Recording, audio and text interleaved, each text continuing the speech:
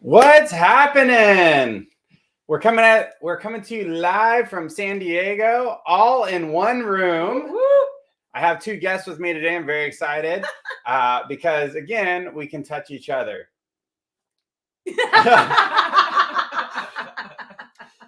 So today we're not doing it virtually, well, other than us, but we're all together in the same room. Today we're excited to talk about the experience, the overall experience, and we're going to continue with the restaurant theme. This is our last and final with the restaurant theme, and the first we talked about really that first impression. Then the second we talked about. Oh, what did we talk about? We talked about the product, the special sauce. The special sauce. Look at someone was listening. We were there. Thank you. The special sauce where voluntary specifically isn't the main course, but the special sauce can always make the difference, and that's where voluntary comes in a meal. And today we're going to talk about the overall experience. So I'm going to try not to talk as much. I'm going to ask some questions of these ladies. Either one can jump in. That's kind of weird having... We don't have the table set up, right? First time we're doing it together in the same room. We thought we'd mix it up and be fun. Our new part of our home office here that we jumped into. So yeah, I feel like we could talk about the restaurant theme all year.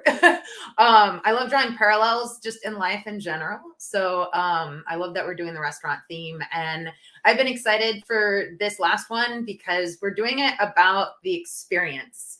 And I know for us in our business, we get very passionate about the experience that we're creating for our broker partners, clients, and employees. And I think we can draw a lot of parallels between the two in what we're doing and just what businesses in general look to do. And we can specifically speak to restaurants because everyone goes to restaurants and they can relate.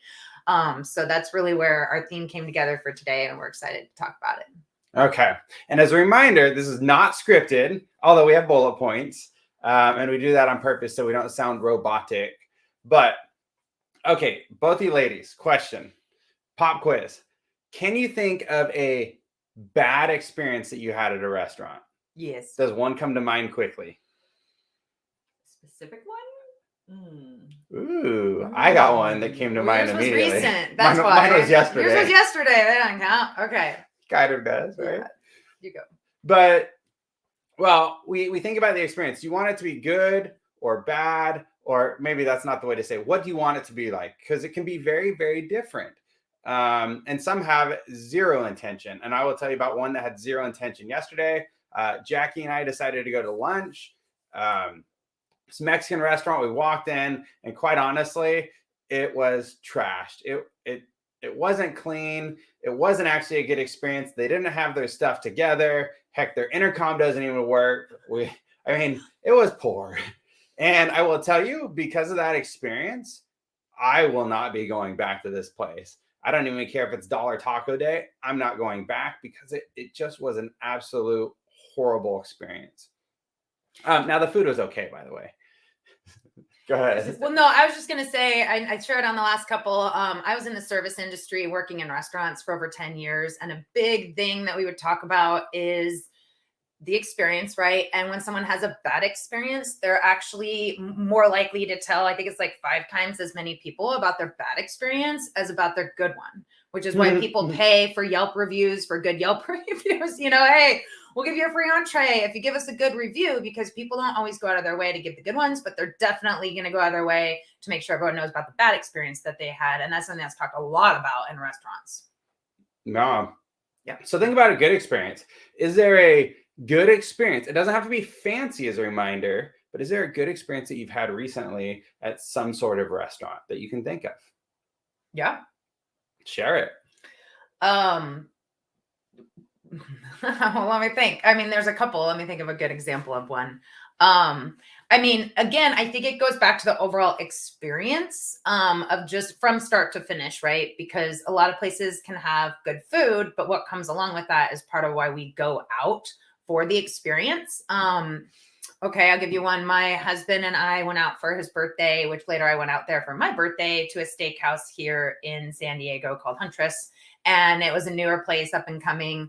And the experience was just great. We had, we were warmly greeted walking in. They had some specialty drinks. So we've talked about how that can make the experience. I mean, we've gone places where they've, smoked a whiskey drink for you, and you still talk about that. So talk about experience, right? They had some different, so good. They had some different cocktails I've never seen before.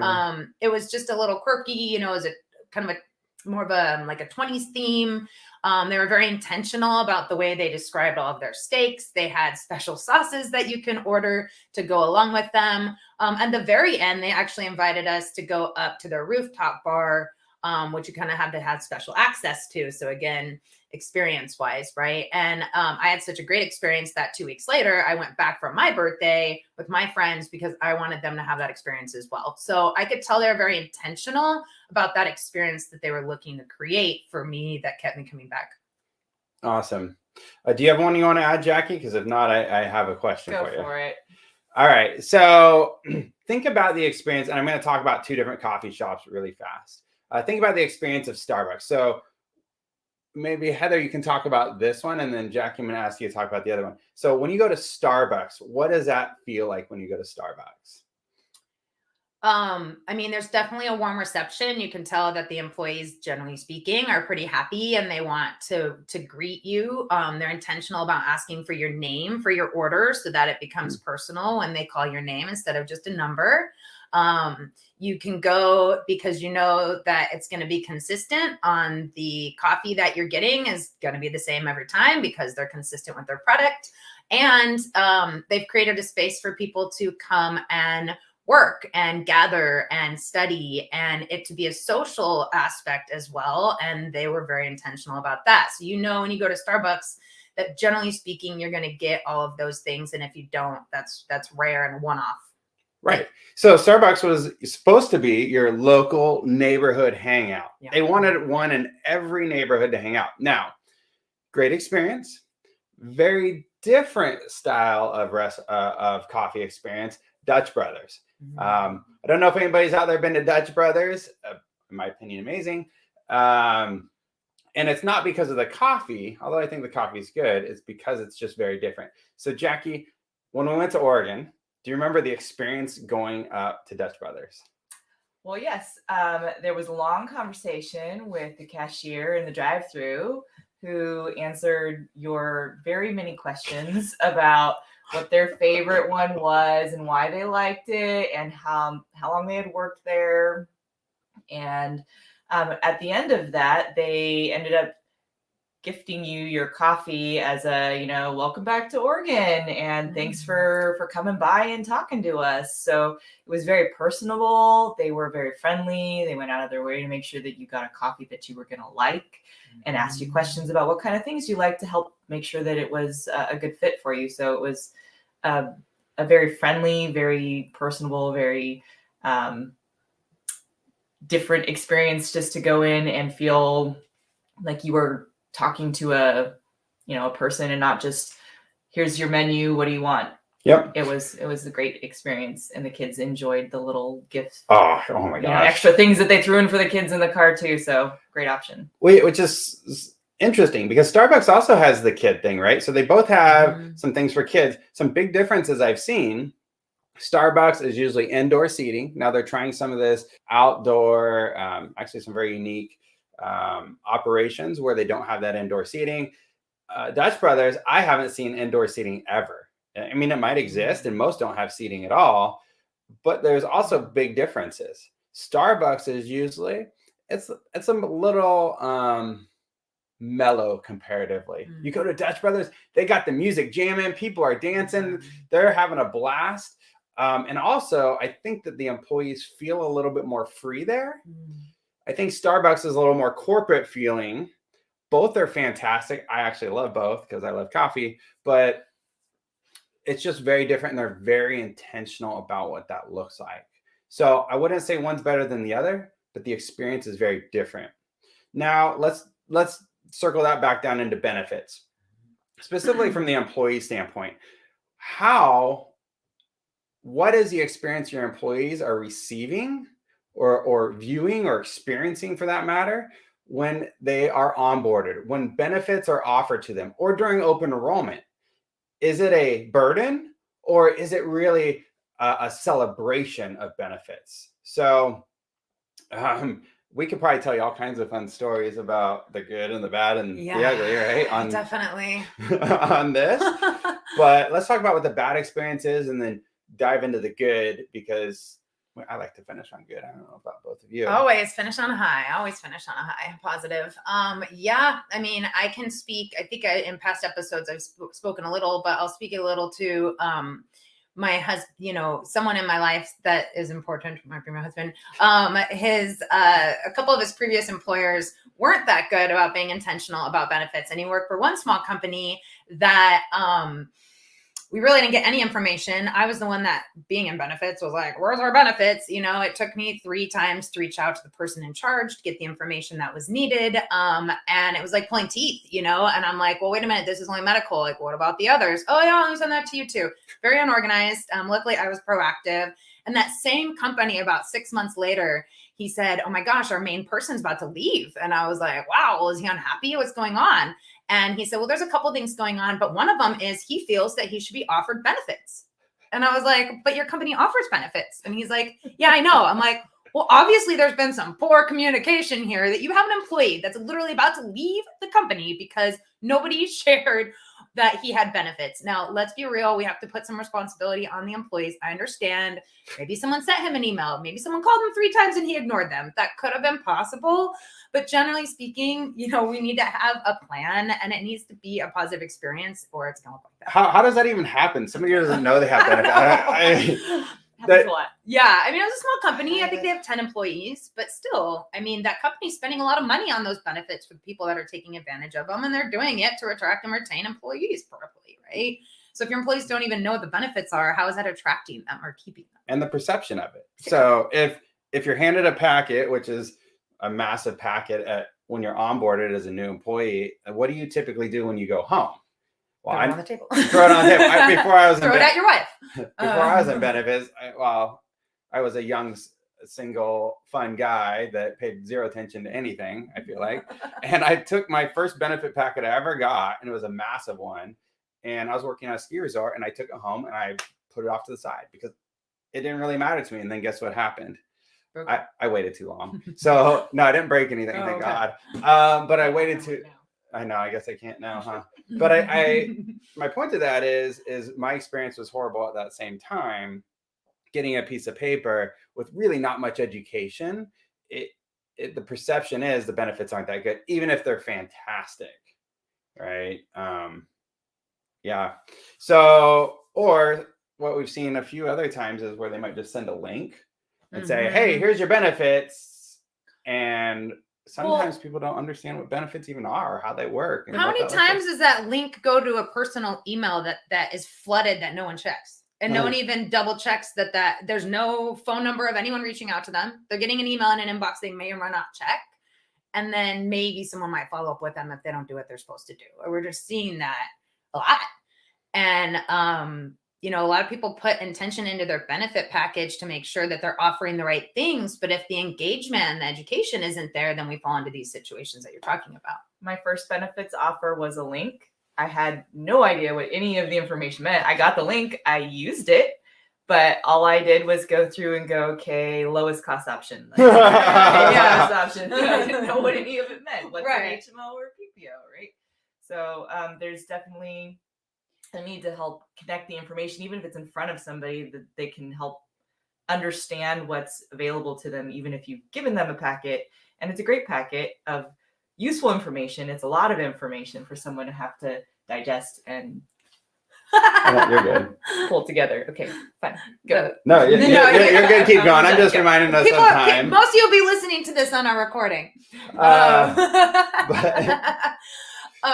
Well, and I like to take it a step further than that even, right? Even if somebody maybe has had the same benefits for 2 or 3 years and they feel fairly familiar with them, I think there's some complacency that happens with both the employer and potentially, you know, the broker partner they're working with, to think, well, everyone's had these benefits for the last 3 years. So, you know, we'll do a passive enrollment. If they have questions, they can call us. And sometimes employees need reminded of these benefits, right? Or they need reminded of the fact that that disability policy they're paying into coordinates with state disability. So even though or income changes, or income changes or life changes, you know, if someone has a child and maybe they added them on as a qualified event, but now they really need to understand how that plays into their overall healthcare picture. Maybe that person needs to talk to someone. I think nowadays it's important for employers to facilitate this education, right? I mean, we are very heavily overloading a lot of employees, and so if they're really busy and they're not given a channel to take care of that on their own, or they feel like they're overloaded, again, it could be a great benefit package and they might not get the education and just go through it. So I think offering those different modalities, like, hey, you want to come to a benefits meeting in a group setting and get the information, great. You want to have a one-on-one consultation with a counselor so they can go through that information, great. Some people are gurus, they've had it the last 3 years, are not making changes, they're good to go. Self-enroll, right? Options. I like options. Yeah. I'm an option master. For her, she needs 2 options. That's it, A or B. If it goes further, it'll take a little longer. Might take, Yeah. Anyways, We'll go down that rabbit hole. that's why In-N-Out's so awesome. Anyways, yes. So coming back to this, I know that we got to wrap up, so I'm gonna segue this into a slightly more positive experiences. Something that just upsets me and it really pisses me off is when there's no education, and even more importantly is when it's put down onto managers without education or guidance. And the reason being is we've seen some managers where benefits is not their thing. They don't care about it. They care about getting the job done. And so all of a sudden they're behind the 8 ball and they have to push everybody through this enrollment. They're like, hurry up and get it done. Just waive it if you don't want it. Well, the biggest challenge is benefits don't really matter until you need them. Yeah. So if we can at least get a little bit more excitement in it, so employees understand that the benefits are good. Yeah, hopefully we don't need them, but if we need them, we have them, and we know we're protected. Because I don't know about you, but most of us out there, we can't really survive a long financial hardship because of medical. It's depending upon what state you're in, what city you're in, but everywhere medical is expensive. I think that's a universal expense for all of us. And again, it doesn't matter until there's a tragic event or something major. So now let's go back into and we'll have to wrap this up pretty quick, but let's talk about the exciting experience. What does that really look like? What could that look like? And I guess, does it even take that much effort to make it look and feel exciting?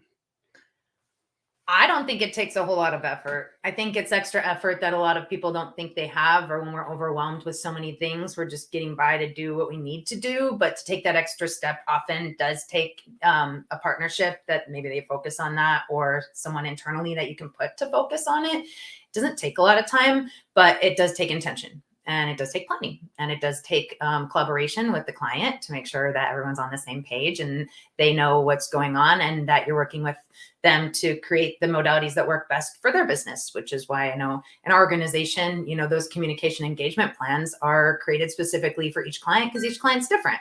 But it doesn't take that much energy and effort. It just takes intention and collaboration, in my opinion. Mm-hmm. What about your thoughts, Jackie?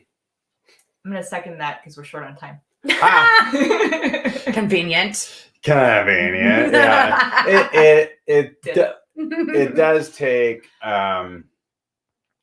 take intention. So thank you for that. Is the other piece is you can do it yourself, and you can have all these grand ideas of what this can look like. But the challenge is we run out of time. If this is not your core competency, or this is really not what your only job is to engage employees, we have this idea that we think we're going to get to all of this. This sounds fantastic, but then it just goes on. It starts at the A list, then it goes to the B, and then the C. And that's why partnering with, at least for the employers, maybe partnering with a good brokers, ideally partnering with us or any other company that works like us, that their true focus is engaging employees. And there's different ways to do that, and doing it with intention. Some companies might want excitement behind their benefits. Some might want a little bit more like strict and professional. And it's going to be different for all. And we could tell you some fun stories, but we want the intention there, and we just got to take the time to make employees, or at least to give employees the chance to understand how great their benefit packages are. And that experience that's created could really make a big difference for the employee. Just to kind of wrap us up on the restaurant side, most restaurants have the menu down, right? That can be a differentiator that this place has the best burger around. But generally speaking, if it's going to stay in business, the food's going to be solid, right? So what is that differentiator? And that's really where we tried to go today, looking at the Starbucks, looking at, sure, you can think of your own restaurants that you go to for that experience. And having that intention, because that when you're translating it to the benefit experience, again, that can really make or break whether it's not even repeat business, but maybe even staying with that broker, right, partner, and they might not even realize that what they're doing is kind of the standard, and they might want to raise their game to be that differentiator. So. Oh, that was a great one, Heather. So you mean like if they both have the same hamburger, what's the differentiator? Well, yeah, you both can offer the same medical benefits for the most part, right? I mean, most brokers are able to offer the same things. I mean, some might have some differentiators, but generally speaking, you have the same product. So what is your differentiator? If you're doing the same thing as everyone else, you're doing the same thing as everyone else. So elevating the experience to me is a differentiator for broker partners, in my opinion. Well, thank you all out there. We appreciate you. We hope you have a great day. Thank you for taking 15 plus minutes. I counted 15. It went 20. I could have jumped off. And thank you, Bruce, for that great comment. Y'all have a great day, and we will chat soon. Bye. Bye.